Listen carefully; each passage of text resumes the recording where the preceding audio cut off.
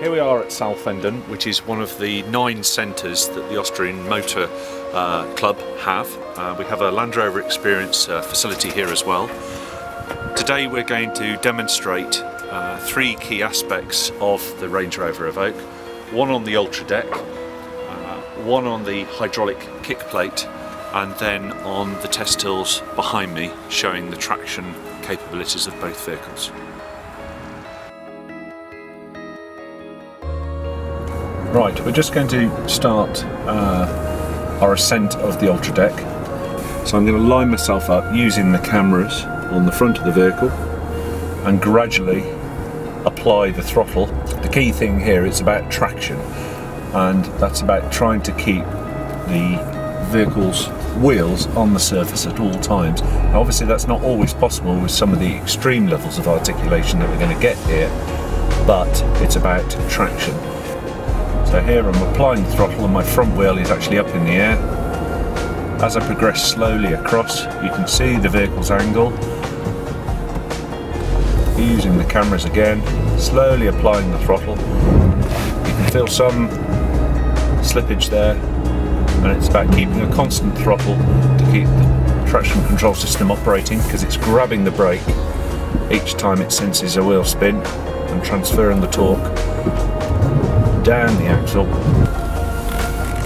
coming down onto the flat surface, and again using the hill descent control just to control the vehicle as we come down onto the flat surface. There we are.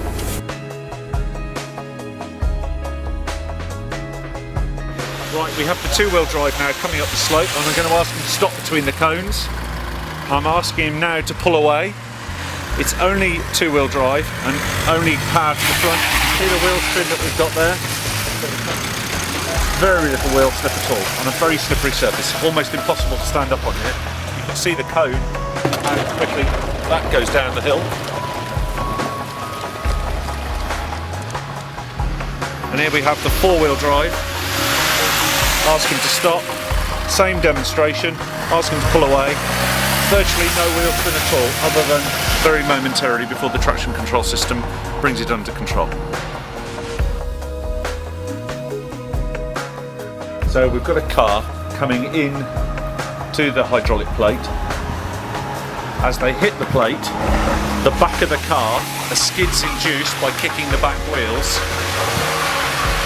That induces a skid within the vehicle, and both the driver and the vehicle are trying to correct that, but the dynamic stability control comes in far quicker than the driver is able to react, controlling the brake pressure to each of the individual wheels, trying to get the car back on a centre line. So he hits the kick plate at exactly 50 kph. So as he hits it now, you see the back of the car coming out, and he's trying to catch it without any dynamic stability control operating. We'll now do it with DSC engaged. Now the DSC is engaged here, and you can see how controlled the car is. So he's very easily able to catch that to drive through the obstacle.